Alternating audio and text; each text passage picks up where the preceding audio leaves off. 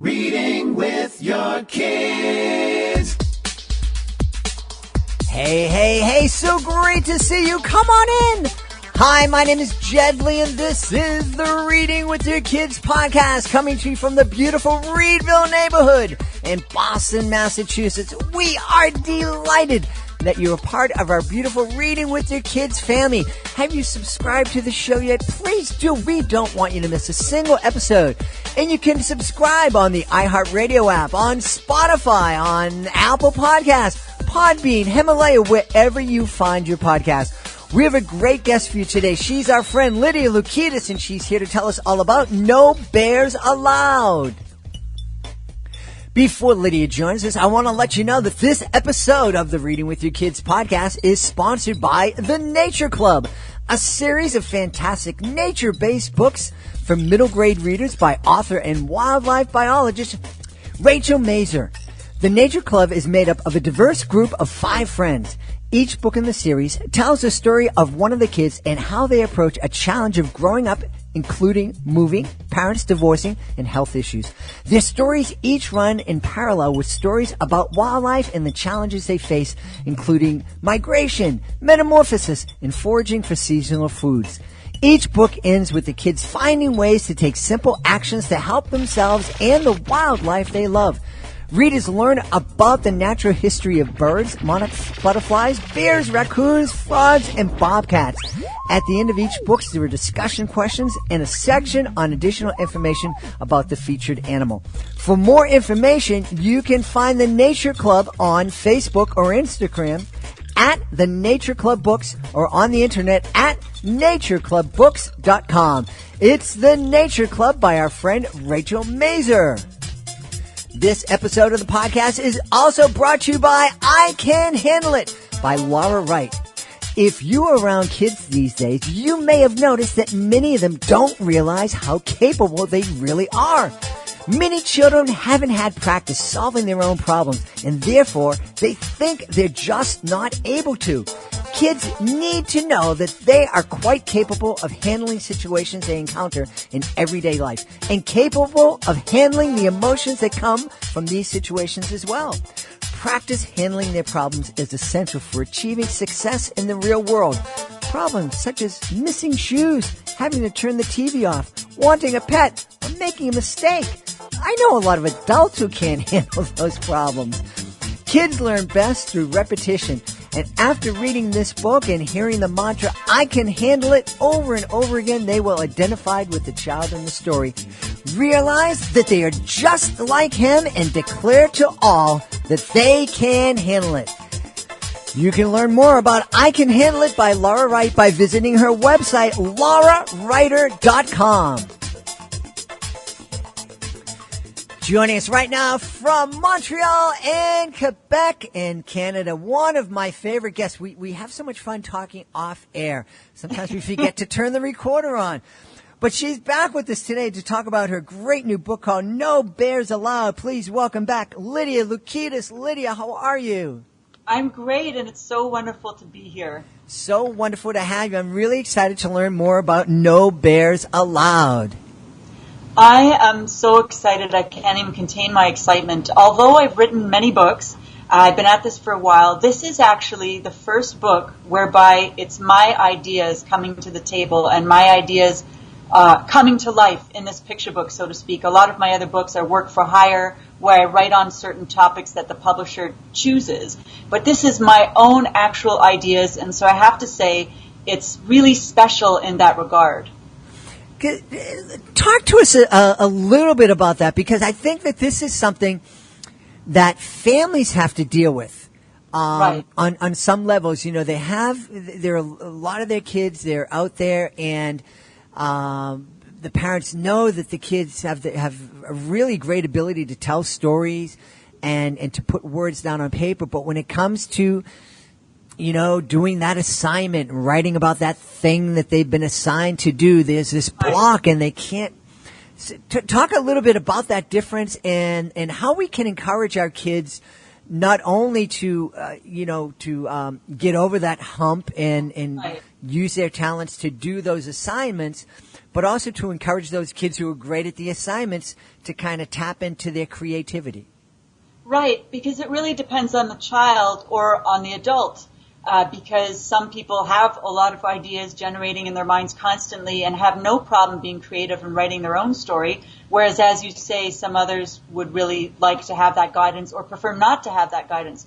Here's my thing. I think that in order to be a great writer, you should be really good at both, and you should develop both. Now, a lot of students ask me, how do I become a better writer? Well, the answer is pretty simple. You write. You write, and you write more. And then you edit, and it's through the editing process that the magic really happens, because nobody gets their first draft right.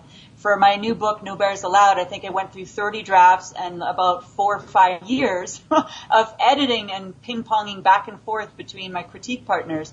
So it's not something that comes naturally for any of us. We all have to work at it. And honestly, most authors throw away about 90% of what they write, and they keep that golden 10%.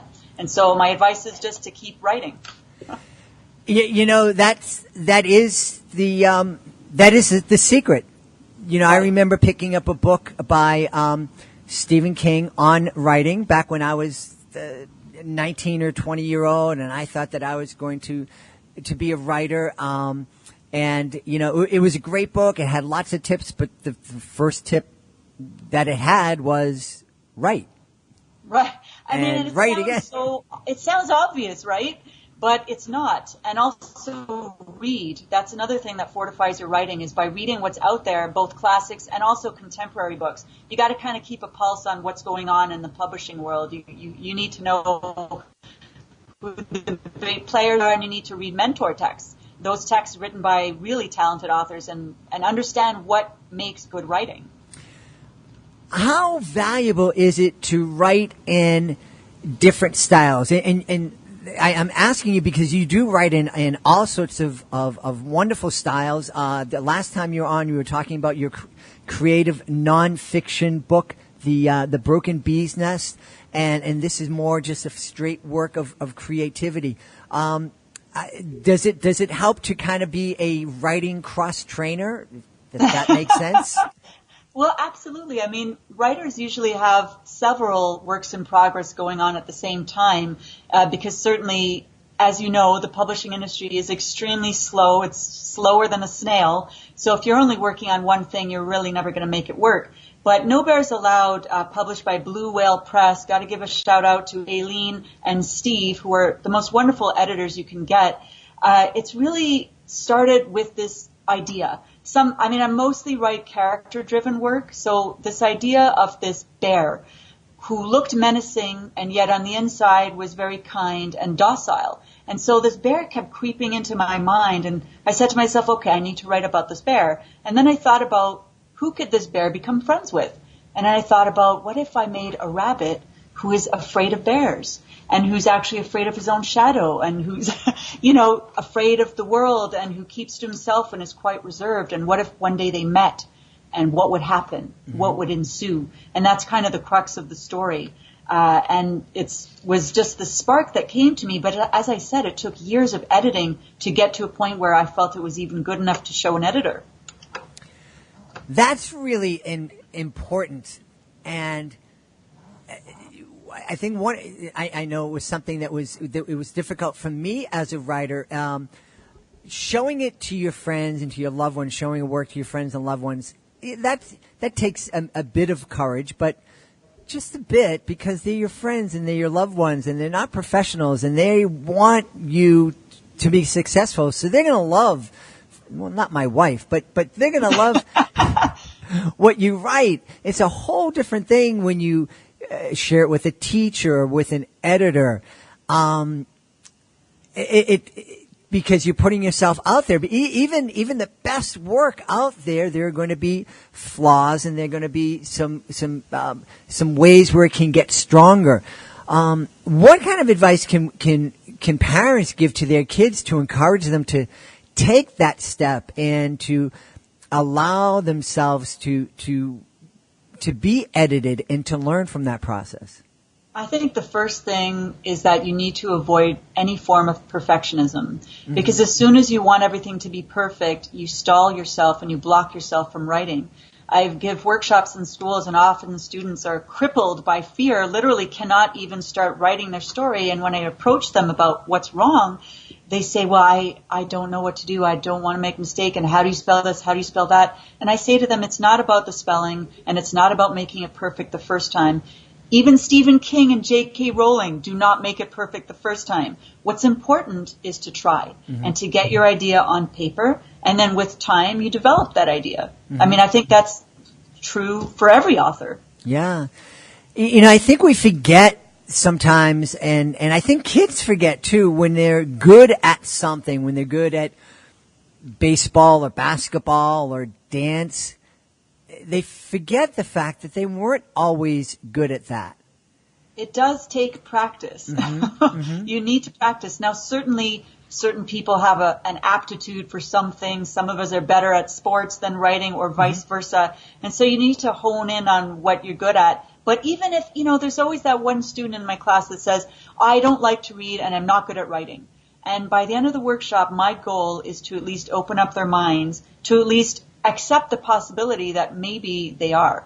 And it's wonderful to see that progress where students actually start believing in themselves, because it is about confidence. I don't just teach literacy, which of course is a byproduct, but my workshops are designed to help children gain confidence and also develop their creativity. And I think that's a really important thing as well.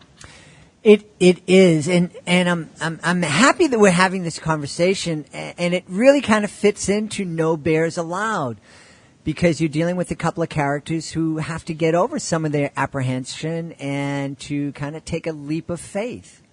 Right. I mean, you'll never know until you try something, right? And I think there's a certain fortitude that you develop when you face your fears. And I think that's an important part of life, is overcoming challenges, facing your fears. And when you pick up really any children's storybook, there's always a central conflict. There's always a challenge that the main character is presented with. And then the book becomes the story of how that character overcame those obstacles and that adversity. And I mean, it's such a cliched structure, but that's really how it works. And that's how children get inspired, because they identify with that character and those fears that character has. They say, oh, I'm like that person, but look, that person did it, so can I. And that builds confidence. Another thing that No Bears Allowed kind of touches on is, the idea of how we can sometimes make prejudgments about people.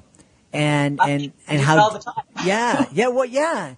And how dangerous that is. And it's not only, it certainly is, we make judgments about the way people look and, kind of quick observations. But I think it's also, I think, important for parents, because I've met a lot of, right now that my kids are adults and they're starting their careers, and I knew them when they were younger and they were in this sport or that sport or dance or whatever. And I'm really amazed at the amount of kids that I'm meeting who are telling me, I was great at playing football, but I hated it. I only did it because my parents expected me to do it, because I was good at it once, and they just, oh, of course you're going to play, so it's like, we need to teach our kids not to prejudge others, and I think we need to, as parents, too, kind of sit back and not prejudge. Just because our kid shows an aptitude for something when they're younger, not assume that they're going to have to stay in that forever. Right, or place any pressure on them. I think it's about being true to yourself, and that's what we should teach our children, is just for them to be authentic beings and to remain true to who they really are, and also discover who they really are. You don't know at 6 years old who you are, so that's a journey, and it's, for some, a lifelong journey. I mean, I'm still learning about myself when I'm 44. Yeah. This is, and I hope I can frame this right. We're talking about people who are different and have different perspectives on things and how we look at people. And it's wonderful that in your story, No Bears Allowed, Rabbit discovers that things aren't always as scary as they seem. Right. How can we encourage our kids when they meet folks of different cultures? And One of the reasons I thought about this is in Montreal, you have two very distinct cultures living together, the French Canadian culture and the English Canadian culture. And they seem to get along wonderfully, but I hear it's not always the case. And I don't. Do you have any advice about that, and how, as parents, we can use children's books to kind of help our kids open up to folks of other cultures and being interested in learning about people who are different?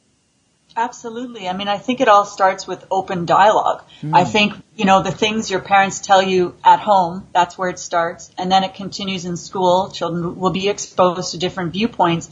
Then it's going to be up to them to decide what they believe at a certain point. But it's very important for literature to reflect reality. And right now, as you know, there's a big movement for more diversity in children's literature and own voices, which is people saying their own stories and, culturally appropriate stories.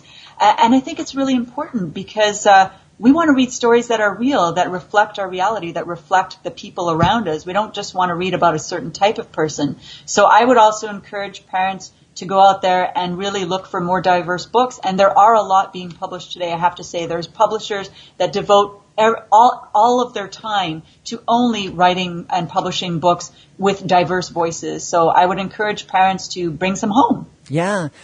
Yeah. My wife's best friend, who's a principal of a inner city school, I shared one of our regular guests, Jen Swanson, sent me a couple of autographed copies of her book, Astronaut Aquanaut.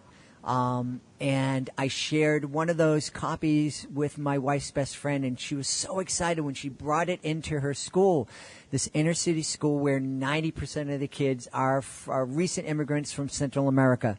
And right. So they're black and brown, and there's some Asian kids and some white kids, and everybody at the school loved this book because of the astronauts and the aquanauts. They were all different races. And so these kids loved seeing themselves reflected in the pages of the book. But I think to go along with what you were just saying, I think it's as important as it is for kids to be able to see themselves in the pages of a book. It's really valuable for our kids to see others in the pages of books and to be exposed to others and to, take our first step towards meeting others through pages and books. Absolutely. As you say, it's important for children to relate to the writing and see themselves, but equally as important as seeing others. And the more we understand another, the less we'll judge them and the less we're likely to bully them. The more we develop and nurture empathy, the less likely we are to hurt others. So I think those are all really important points. Now, one question I meant to ask earlier, but we kind of, as is always the case, kind of get sidetracked and I digress in this direction and that. You were mentioning how excited you were to write No Bears Allowed because this is really one of your first books that came directly from you. It wasn't an quote unquote an assignment. I guess the question I have to ask: what took you so long?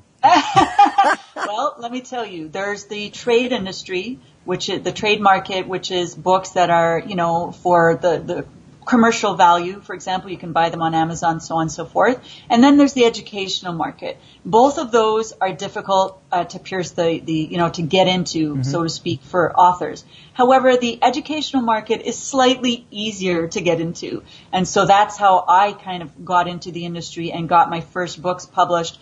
But mind you, I've been writing my own books for years. But as you know, as authors have to deal with a lot of rejections. So a lot of my books got, a slew of rejections, but I'm still going. And this was the first one to get picked up. So I'm thrilled and super excited. I can't tell you the joy I get when I see the illustrations come to life. It's a feeling that I've never had before. I've been very excited about every single book that I've written, of course. But this book, seeing Bear and Rabbit come to life through these wonderful illustrations by Tara, who's so amazing, it's just unlike any other feeling. It just reminds me of how much I love what I do and how lucky I am to see this coming to life. That's beautiful. So are there other frustrations that you have as a writer? And we talked a lot about writing, the process of writing, and I'm so happy because we have so many authors out there that listen. We have so many parents with kids who may be an aspiring author. Tell us about some of those other frustrations that you might have and how you deal with them. Okay, well, I'll tell you my top three, which I think most other writers would agree with. The first one is just the sheer amount of rejections we have to bear with. So we really need to develop thick skin, not take it personally, and sometimes the publisher or editor or agent won't even answer you, so you don't even get an answer altogether. I once got an answer 2 years later. Of course, it was a rejection. So the first thing is the rejection, which might be uncomfortable at first, but I think with time, you learn to take it in stride and not take it too seriously, and also rely on the support of your peers. I'm very much involved in the writing community. They are amazingly generous, let me tell you. If you go onto Facebook, you go onto LinkedIn, there's all these groups for writers, and we all support each other. The second thing that we all find super frustrating is how slow everything moves in the publishing industry. You might have this great book, but then maybe it'll get picked up 2 years later, and then it takes another 3 years to publish and come out onto the shelves. So we got to learn patience. And the third thing that I find sometimes difficult is the isolation that we sometimes face as writers. We're at home by ourselves, writing, doing our craft, which is great. So how I deal with that is by giving a lot of writing workshops in schools. I get to interact with children, which I find fun, and that energy is great. And I also work in cafes where I can be at least around other people, so I'm not at home stuck in a cave, and also, again, rely on my writing community and, just pass ideas by them, chat with them. It's a really great way to stay connected. Yeah. That's some great insight. I should try that. I should go out to a cafe and do some podcasts from it. Well, it might not work the same way. Maybe not the podcast. Well, what are you working on that's bringing you the most joy at this moment? And can you tell us a little bit about it? Well, I right now I'm really drawn to writing nonfiction, and it could be in a creative way, writing creative nonfiction where there's a narrative behind that nonfiction, or just straight up nonfiction. For example, the other day I was on Facebook and I saw a picture, this wonderful picture that this photographer caught of an animal. And I won't say too much about it because this book might be published. And I was so taken aback by this photo that I decided to write to this photographer.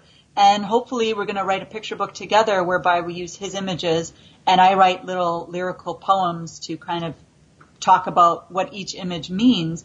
And that kind of thing excites me. Collaborations, talking with experts, talking with people who know a lot about certain animals or certain technologies, whether it's in engineering, math, or science.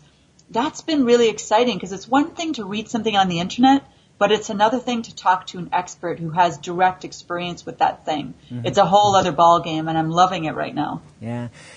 That is one of the things that's cool, and I'm experiencing a little bit about it, but as a writer and as you're researching things, you get a chance to talk with experts in all these different fields, and it really is amazing. I've had a chance to just talk to some amazing folks, and people are like, I'm in that field and I can't get near that person. I'm like, oh, what can I tell you?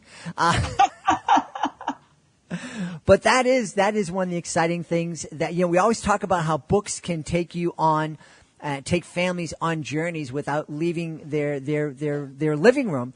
Right. As an author, you get to take journeys through all these different fascinating fields. It's true. I mean, that it goes for the reader as much as it goes for the writer. We, writers, usually, I'll say 99% of us, we do it because we love the craft of writing. We feel compelled to write. It's just there's no other choice. You need to write. It just comes out of you. The words come out.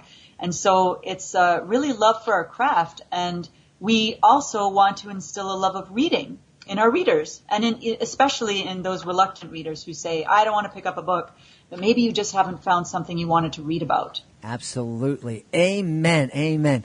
We've had so much fun talking today to our friend Lydia Lukidis about her brand new book, No Bears Allowed. And one of the things I love about Lydia is that if you go to her website, you get to receive free children's stories, games, and other activities every single month. And Lydia, tell them what they need to do. It's like wicked easy, as we say in Boston. So easy. I love that. I'm going to use that one. Very easy. All you need to do is direct yourself to the web page, which is www.lydialukidis.com. And there you'll see a little box where you can just input your name and email. And just like that, you are enrolled in my newsletter. And every month I'll send you free stuff. Awesome, awesome, awesome. We want you to check it out. No Bears Allowed, published by Blue Whale Press and written by our wonderful guest, Lydia Lukidis. Lydia, thanks so much for being here again. Thank you so much for having me. Please be sure to join us for the next edition of the Reading with Your Kids podcast. Our guest will be author and teacher Tina Shepherdson. Tina will be here to talk about her work in progress, which is called Walkout. She'll also be here to talk about the value of reading with our older kids. A lot of people think that once a kid can read, that's it, reading together, that ends. But no, it's just as important to read with our middle grade readers and our teen readers as it is reading with our little kids. So that's the next episode of the Reading with Your Kids podcast. If you are the author of a great children's book, you know how difficult it can be to let the world know all about your book. It's really difficult. There's so many great children's books that are published every month. It's hard to help your book stand out amongst all those other books. Well, we have a great program. It's called the Reading with Your Kids Certified Great Read Program. We have a panel of educators, parents, and kids, and if they believe that your book is worthy of 4 or 5 out of 5 stars, it becomes a certified great read. And with that comes all sorts of great tools to help you promote your book. And we help you promote your book too. You can find out more about the Certified Great Read program by going to our website, readingwithyourkids.com. We want to thank Lydia Lucas for being here today. Make sure you check out No Bears Allowed. We also want to thank our sponsors. And I'm really excited that we have these great authors and books sponsoring the Reading with Your Kids podcast. So today we want to thank The Nature Club. Make sure you check out The Nature Club by Rachel Mazer. And we also want to thank Laura Wright, the author of I Can Handle It. Please be sure to check out both of those books. I want to thank my amazing producer, Fatima Khan, for all she does for the show. I want to thank my beautiful wife for putting up with me. And of course, I want to thank you. Thank you so much for taking the time to join us today. Thank you so much for subscribing to the show, for leaving a 5-star review on Apple Podcasts, by telling your friends all about the show. And most of all, I want to thank you for making this world a better place by reading with your kids. I'll be looking for you in the next edition of the Reading with Your Kids podcast.